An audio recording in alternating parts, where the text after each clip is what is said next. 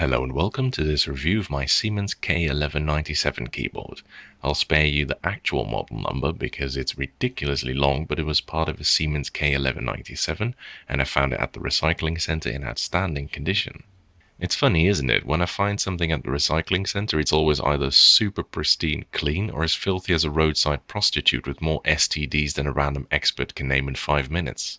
Generally, I tend to spare you the latter category.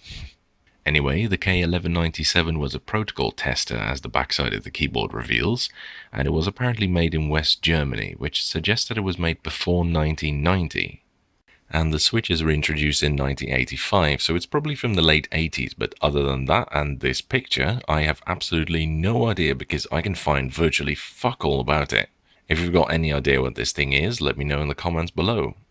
Here is the model sticker for if you want to know the actual model number of the keyboard. It's S44034-K2091-A704. I think I'll keep it at K1197. Thank you very much. The quality of the construction is what you'd expect of the Germans. It feels quite taut and well built, even though it has no metal plates in it. And it has something quite stylish about it as well. I think many German things from the late 80s look really classy and well designed without being showy or overstated. For example, old Mercs and Beamers from that era before they made them look like electric shavers. Because it plugged into the front of the computer console, it comes with a tiny cable that sits neatly in this little cable gutter here.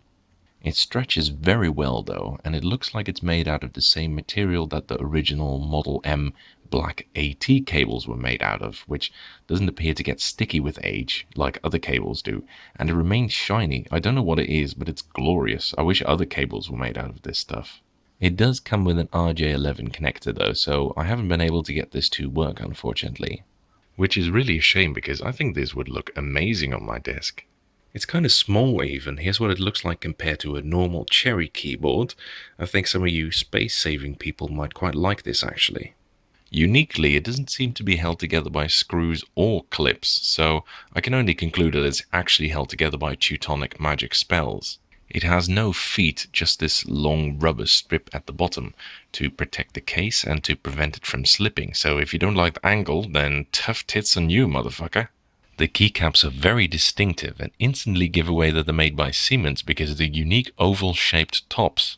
Like the case, they're all a shade of brown basically. Makes me think of the first Quake game. And it has something uniquely bureaucratic yet stylish about it. I like them. They also have excellent double-shot injection molded lettering. Looks grand, although the caps are made out of ABS and they're rather thin.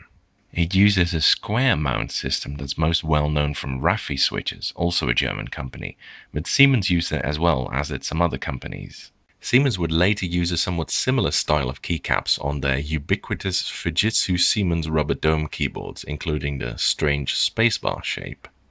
The large keycaps like the Enter key aren't stabilized, although the caps and the PCB appear to have slots for them, but they don't really appear to need it.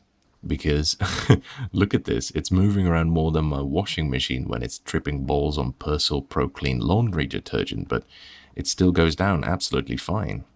In fact, all the keys have huge wobble, but unlike what most people think, that's not necessarily a bad thing. As long as there is space for it on the inside, you won't get any binding.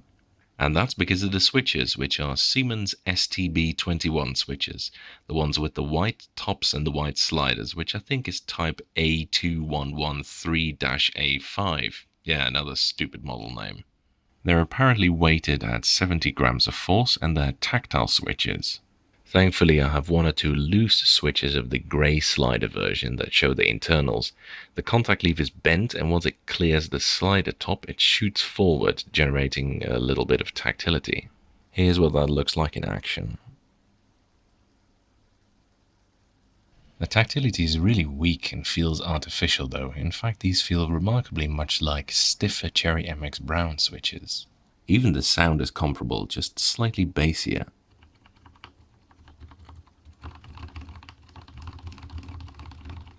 The switches also came with a built-in diode, by the way, so the keyboard probably had N-key rollover. I'll be honest though, overall, I'm not impressed by these switches at all. The caps lock switch is a latching version of the earlier STB-11 switch that the STB-21 replaced. The model number of these switches is D15-A129, another beaut. As a result of the latching action, when you press the caps lock button, it actually stays down as if it's an actual, locking switch. All in all, I don't think I would have really liked typing on this thing, but there's no denying that it's a looker. I really like the styling on this. Perhaps it's best that it's more of a museum piece than a usable keyboard. I might not have liked it as much as if I had to use it for a week. Anyway, that's it for this review. Thank you for watching. I hope you enjoyed it. And following is a typing demonstration of me typing on this keyboard.